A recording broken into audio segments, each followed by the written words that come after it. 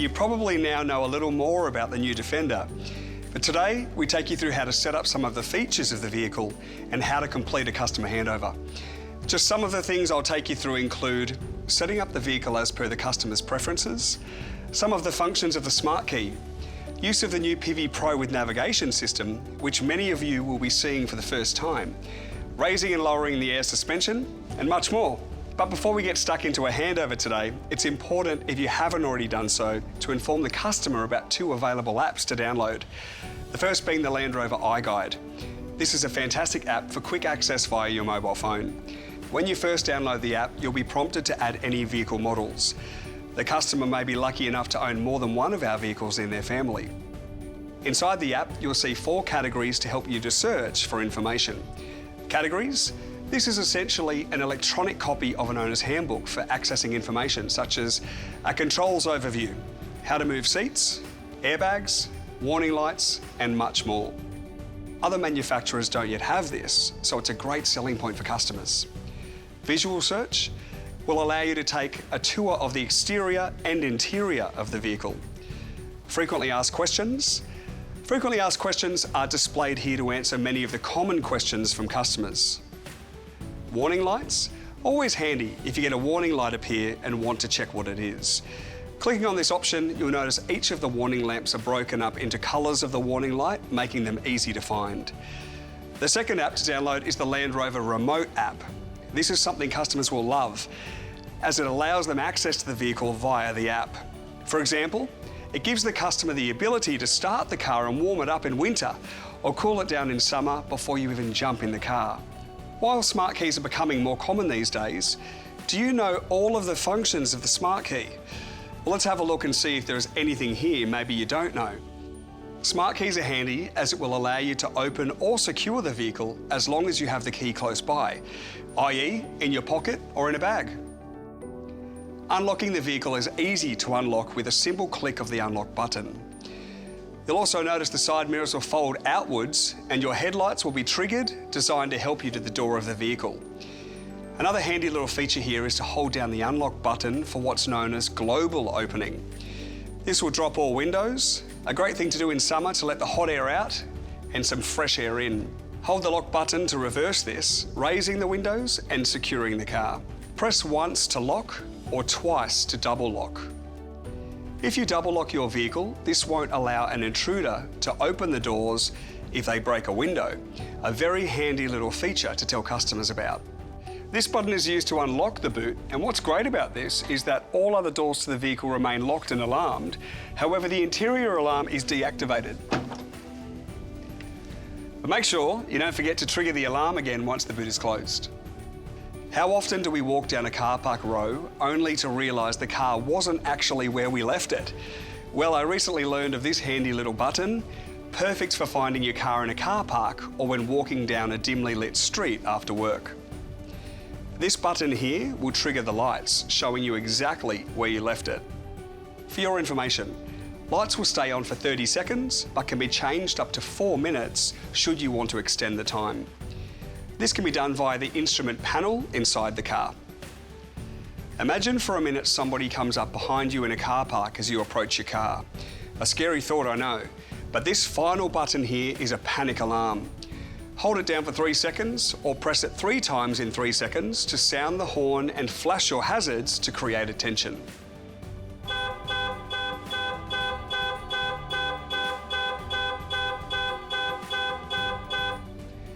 After 5 seconds, you can cancel this by again holding the button down for 3 seconds. Once inside the vehicle, you will want to help the customer to set themselves up so they are comfortable when they drive. The first thing to do is to ensure they're sitting comfortably, moving the seat into their preferred position. You'll find seat controls on the outer edge of the seat. And make sure you move the rear view mirror to where the customer would like it to be. Then move side mirrors into a position that gives them the best visibility of traffic coming from behind. To move these mirrors, use the buttons and joysticks until they're happy. Did you know by holding the buttons in together, mirrors will fold in to help you down some of those narrow side streets as you pass other cars? For anyone in Sydney, you'll certainly know how tight some of those streets are in the inner west. Setting driver profiles manually. Before driving, you may need to move the steering wheel. I'm tall, so I generally like the steering wheel to be nice and high. I also learned from a racing team driver the most comfortable position for long drives is to sit low in the chair with a good bend in the knees, steering wheel directly in front of you with your hands on 9 and 3. To move the steering wheel into a position you are happy with, you'll find it's either electric using these joysticks on the right or by using the manual lever under the steering column. If the vehicle has memory settings, move the seat into a position the customer is comfortable with and adjust the mirrors. Press the M button located on the door and simply hold your finger down on a number on the door, waiting 5 seconds to save the position. A chime will sound so that you know that it's been saved. Now, you will notice controls of your electric windows are also located on the driver's door. As I have young children, I find it particularly helpful to lock the rear windows, as this also engages child locks in the rear. In addition to these manual settings, we also have smart settings through the system. If you would like to save your radio stations, as well as climate, in addition to seats and mirrors. I really do love convenience settings and anything that makes my life easier. When I'm busy, I'm definitely happy with. Setting driver profiles is something customers love and will make their lives easier if they share the vehicle. In addition to setting seating and mirrors manually, you can take it a step further by setting driver profiles to each smart key or mobile phone. Settings available include moving your seat into position, as long as the vehicle is fitted with memory seats, moving mirrors, setting your climate, radio or entertainment preferences.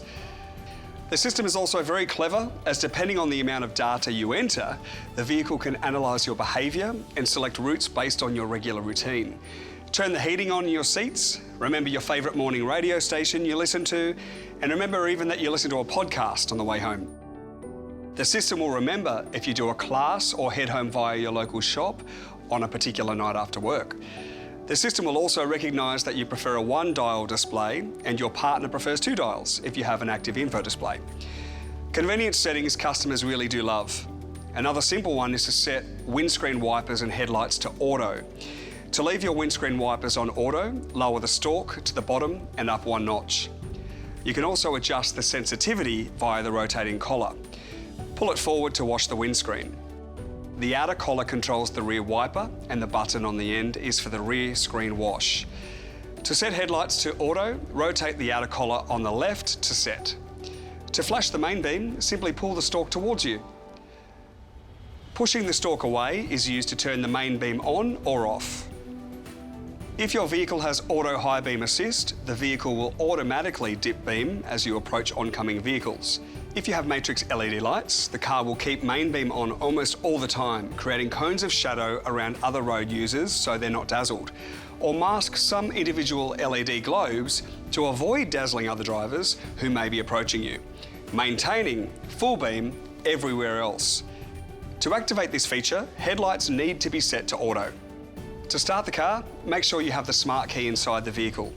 Put your foot on the brake and simply press the start button located here.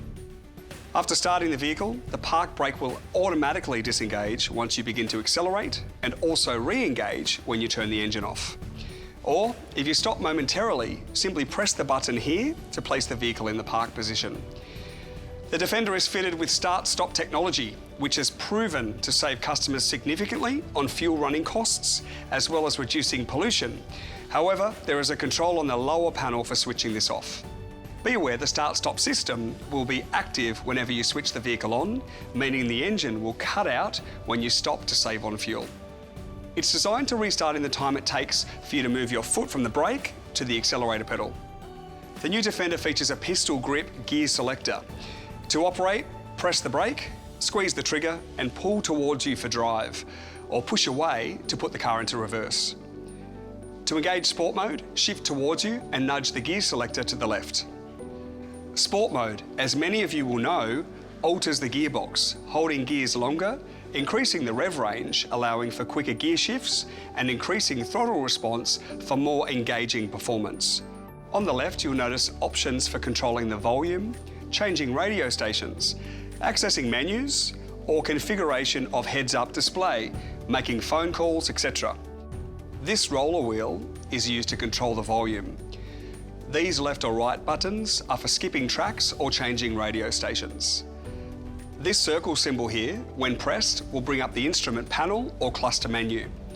It also allows you to configure heads-up display, any media options, your trip computer, and any information display options. You will notice the steering wheel symbols will change as you navigate through these options. We suggest setting up any preferences for the customer to make it easier for them once they leave the dealership. This phone icon is for answering or ending phone calls as you drive, or for dialing contacts so that you don't have to touch your phone as you drive. If the customer hasn't already done so, help them to pair any devices to the car. Very handy as mentioned earlier, it will stop the customer touching their phone while driving and allow them to make or accept calls, use voice dialing commands and stream their favourite music. Text messages can be shown on the main screen by using the soft key to activate any messages, so these can be read aloud. The option is also available to mirror your phone to the infotainment system by using a cable and using either Apple CarPlay or Android Auto, depending on your smartphone. On the right side of the steering wheel, you'll find cruise control. It's as easy as pressing the set button to maintain your set speed. Should you need to overtake a slower vehicle on the freeway, you can go quicker than the set speed by pressing the accelerator pedal, and the vehicle will automatically return to the speed set once you take your foot off the accelerator. To cancel the set speed, you will need to press the brake or cancel. See these little rockers here? By nudging this up or down, you are able to increase or decrease your set speed. Or repeat the process by resetting your speed. For vehicles fitted with adaptive cruise control, there is a radar active from 30 kilometres an hour, designed to monitor the speed of the vehicle in front of you. And if the vehicle is travelling slower than your set speed, your vehicle will brake for you, keeping a safe distance between you and the car ahead. By pressing these arrow buttons, you can increase or decrease the distance between you and the vehicle in front. Note, the system is able to bring your vehicle to a complete stop should the vehicle in front of you do so. If the traffic moves within 3 seconds, the system will allow the vehicle to accelerate. Any longer than 3 seconds, and you will need to give the accelerator a tap to resume. If, like me, you can be a little heavy on the foot and could benefit from limiting your speed, you will see you have an option here for speed limiter. It's as simple as doing the signposted speed limit and selecting speed limiter to set this speed. Lane Keep Assist can be switched on and off within the menu under Driver Assistance. If the heated steering wheel is fitted, you will find an option here, indicated by a picture of the steering wheel. We are really excited to introduce, new to the Defender for the first time, the latest Pivi Pro with navigation. The first thing you will notice when looking at the impressive 10-inch touchscreen are 3 options that appear on the home screen: navigation, phone, and media. The first tab to look at is navigation. While you have the customer, it's a nice touch to add and save their home address here via the quick set button. To navigate to a new destination, use the search icon and time of arrival icon. Press search to type in an address, postcode, or place of interest. The navigation system will provide you the fastest, shortest, and an option without tolls, or the most economical route. Don't forget, you can use your voice commands while you drive. For example, navigation, take me to 120 Pitt Street, Sydney. And there is obviously the phone screen here for any paired devices. For media, click on Media to launch the entertainment options. Here you can use your voice commands via the steering wheel. Clicking on Media will show what's playing and any icons. You're also able to save any favourites by tapping on these stars. To see a list of your favourites, you just need to click here. Source will always pick up the latest music played on your phone, while Browse will allow you to access a list of artists, albums and songs. If the car is fitted with interactive driver display, you can also view this on either a 1 or 2 dial display, or by selecting Menu on the left of the steering wheel and display options. You can even select a full map to display across the whole screen. Note, if for some reason you don't want the system to store navigation or phone call data, just deselect these options. On the home screen, this camera icon shows you some game-changing features unique to the Defender. Surround view cameras, simulate an overhead view, a selection of views around the car known as Remote Scout, These are simulated views using data from both cameras and ultrasonic sensors. When in off-road mode, you also have the impressive new clear sight ground view, which shows where the front wheels and the terrain meet underneath the car. The last icon to explore is the tile view. This option will show all available apps on the system, with many tiles even showing live information as it updates. You can add your favourites for easy access by swiping left, editing the icon, and dragging these from the bottom row to the top. Maybe help the customer choose their favourites and add them here. From the main home screen, you can also swipe through each of the tiles to find the option. For example, if you click on the wheel information tile, you will see when differentials are locked or unlocked. And I love this, but how much power is going to each wheel? Remember, data is being interpreted up to 500 times per second and updates quickly, so it is impressive that this can be seen in real time. Under the touchscreen, you will notice two large dials for setting the temperature for climate control. 2-zone climate is standard, with 3-zone available as an option. By pressing the dials in, you are able to move between functions, including heating the seats if available. The left dial also controls ventilation and fan speed. After selecting terrain response here, you will use the right dial to select the most appropriate off-road mode. In the 110 model, which this is, air suspension is standard. This panel below the touchscreen will also be used for controlling the ride height. The Defender lowers to allow for easier access getting in and out of the car, and can rise up to 75 millimetres from normal drive height to provide a max ground clearance of just over 29 centimetres when off-road and on rough terrain, and allow a full wading depth of 900 millimetres. There are also switches in the load space compartment for controlling the rear suspension, handy when loading the boot area or hitching a trailer. You can even control the height of the suspension using the smart key. To do this, firstly, the engine has to be running and your hazard lights activated. Close all doors, press the headlight and tailgate unlock simultaneously to lower the suspension. The headlight and unlock button will raise the suspension, or headlight and lock to set the normal height of the vehicle. Exhaust filters are fitted to all of our vehicles and very occasionally will need to be refreshed. For petrol engines, this will happen automatically and the vehicle will take care of this for you. In a diesel, this normally happens when the vehicle is driven often on short trips and at low speeds. Driver input may be required and the vehicle may require a drive at a high speed for an extended period. Approximately 20 minutes at least 80 kilometres an hour is a good guide. Should driver intervention be required, a drive to clear alert will appear on the dash panel. For more information on the new Defender, jump onto our website or use the iGuide app. And don't forget, you've also got the car configurator on the website. We hope this video has given you some further insights into the new Defender.